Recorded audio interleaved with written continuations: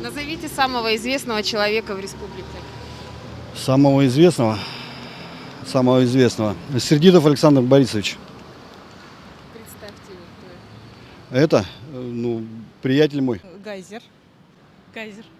В республике. Но мне кажется, на данный момент глава республики господин Гайзер.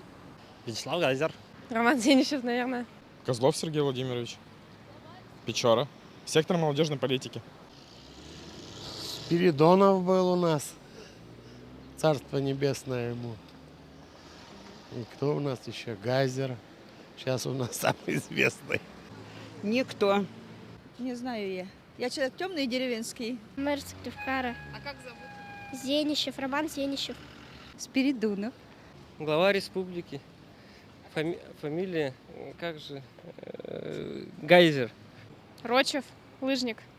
Гайзер. Вячеслав. Он глава республики Коми. Наш мэр. Гайзер. Вася Рочев.